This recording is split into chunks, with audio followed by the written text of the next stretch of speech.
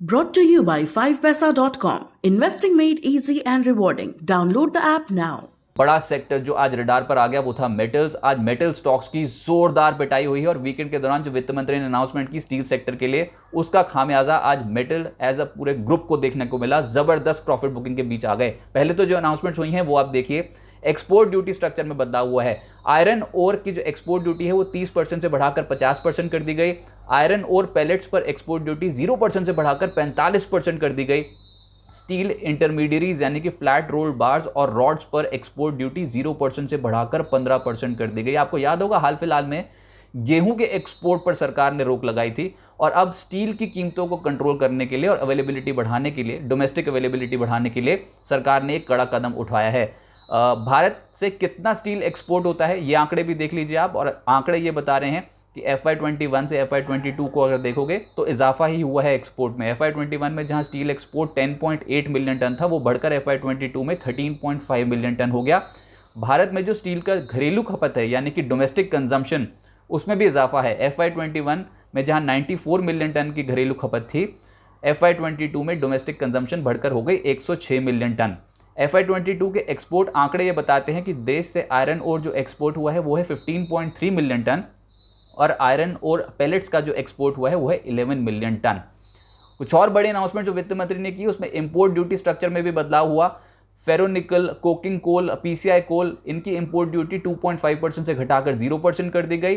Coke, semi Coke की import duty 5% से घटाकर 0% कर दी गई।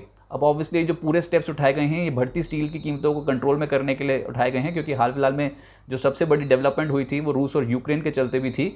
ग्लोबल मेटल प्राइसेस में एकदम से जंप देखने को मिला था और महंगाई आउट ऑफ कंट्रोल हो रही है। अवेलेबिलिटी को बढ़ाने के लिए और प्राइसेस को कंट्रोल करने के लिए स्टेप उठाए गए हैं, लेकिन आज इंडस्ट्री को, मेटल इंडेक्स को इसका खामियाजा उठाना पड़ा और जबरदस्त पिटाई हो गई। अब एनालिस्ट कम्युनिटी क्या समझती है, सरकार के जो स्टेप्स हैं स्टील इंडस्ट्री पे क्या असर डालेंगे, आप वो देखिए।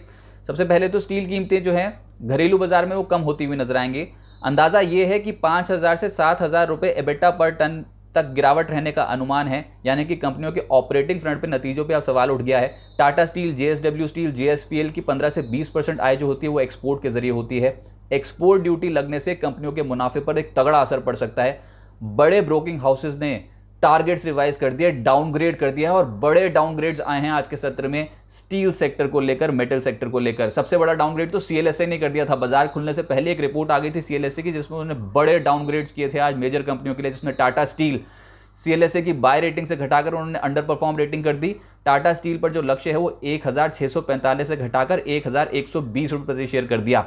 JSW स्टील को डाउनग्रेड कर दिया, रेटिंग अंडर परफॉर्म से घटाकर सेल कर दी और JSW स्टील पर टारगेट 770 से घटाकर 550 रुपये प्रति शेयर कर दिया CLSA ने। JSPL एक और स्टॉक जो उनके रडार पर था और बाय रेटिंग दे रखी थी उसको घटाकर कर दिया आउट परफॉर्म, और JSPL पर CLSA का लक्ष्य 695 से घटाकर 540 रुपये प्रति शेयर कर दिया। तो मेटल स्टॉक्स तो आज क्रैक हो गए। बाजार खुलते ही झटका लग गया था, लेकिन दिन भर जो पिटाई हुई, इंडेक्स ही 8% नीचे आ गया। जी हाँ, निफ्टी मेटल इंडेक्स एक दिन में 8% क्रैश हुआ है। JSPL 17.5% टूटा ये स्टॉक। JSL हिसार 15% से ज्यादा टूटा। JSW स्टील 13% का गोता लगा गया। टाटा स्टील 12% से ज्यादा टूट गया। NMDC क्रैश हुआ, लगभग 12% यहां पर गिरावट देखने को मिली और स्टील अथॉरिटी, सुपड़ा साफ 10% से ज्यादा ये स्टॉक टूटता हुआ नजर आया। तो बहुत भयंकर बिकवाली आज के सत्र में मेटल स्टॉक्स पे देखने को मिली है।